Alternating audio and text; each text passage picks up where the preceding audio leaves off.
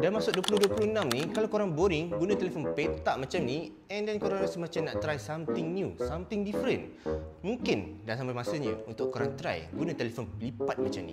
So ini dia 5 smartphone fold ataupun flip yang terbaik dan berbaloi untuk korang beli. Pertama, kita ada Oppo Find N5.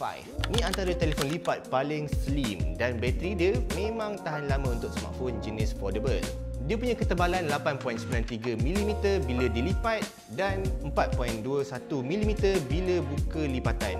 Bateri dia pun antara yang besar, 5600 mAh dan menggunakan jenis bateri high density silicon carbon. Phone ni rasa premium bila pegang, tak terlalu besar, tak terlalu berat. Sesuai kalau korang nak foldable yang compact tapi still powerful. Kedua, Samsung Galaxy Z Flip 7. Kalau korang memang Samsung user tapi nak phone yang kecil, comel dan senang masuk poket, Z Flip 7 memang pilihan paling selamat. Untuk Z Flip ni, external screen dia dah besar dan makin smooth untuk daily use. Paling best, phone ni boleh jadi korang punya desktop dengan menggunakan Samsung DeX. Samsung Z Flip 7 ni boleh dikatakan sebagai flip terbaik Samsung setakat ini. Ketiga, Pixel 10 Pro Fold. Kalau korang jenis pentingkan AI features, kamera natural look, Pixel 10 Pro Fold ni memang untuk korang.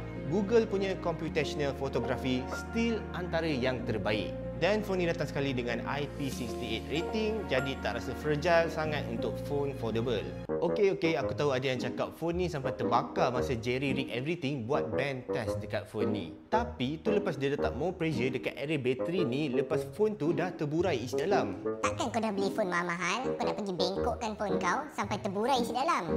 So boleh dikatakan Pixel 10 Pro Fold ni antara telefon foldable dengan AI dan software terbaik. Keempat, kita ada Motorola Razr 60 Ultra. Untuk yang minat flip phone tapi nak guna yang lain dari yang lain, Razr Ultra ni antara yang paling fun untuk guna.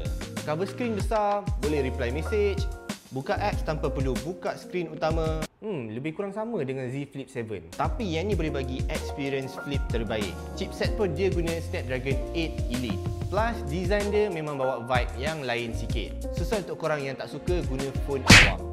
Kelima dan terakhir, Samsung Galaxy Z Fold 7. Ini merupakan telefon lipat terbaik overall. Kalau korang nak satu smartphone yang boleh jadi phone dan pada masa yang sama rasa macam guna tablet mini, Z Fold 7 ni memang all-rounder paling lengkap.